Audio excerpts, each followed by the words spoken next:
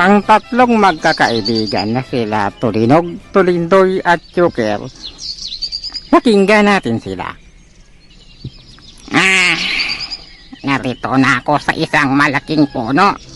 Ngayon, uupo ako dito. Ayan. Ay. Maganda dito. Nagtitipangan ang mga ibon.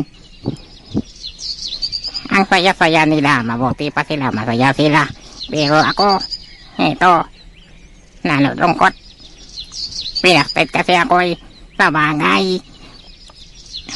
Paryo naman kaming pangit ng babae yun. Hindi lang yan. Pareho rin kami na mabaho ang hininga.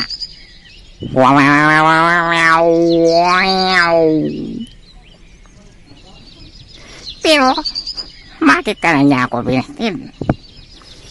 Bagay sana kaming dalawa kasi pareho kami ng kalagayan Ay, nako. Ay, may papalapit dito. Oy, naku, Tulinog. Narito ka lang pala.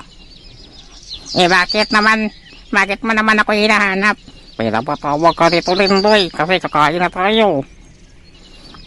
Bago pa lang ako nakaupo dito sa malaking puno. Narinig ba? Oh, may mga ibon dito, oh. Oo, tama. Mga ibon nga. Ang saya-saya nila, no? Hindi katulad ko. Ano ba? Huwag mong damdamin yun. Marami pang babae dyan. Sa bagay. Hindi pa nga ako nagsawa bago ko pa lang nakupo dito. Tapos, babalik na ako agad. Paano na to? Saan ka babalik? Hindi sa loob ng bahay. Kailangan mo na kasi. Kumain ka na. Gutom lang yan. Diba? Sige. Mabalik lang tayo dito agad. Para maayos. Uy, narito lang pala kayo. Halina kayo. Kumain na tayo. Sige na, kumain na tayo.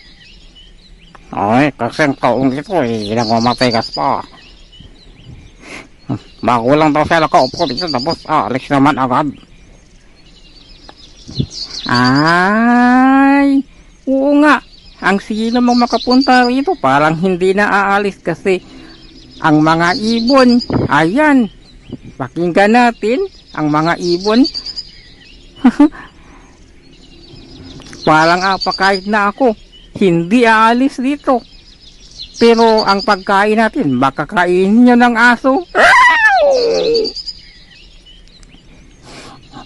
Yun na nga Sige na.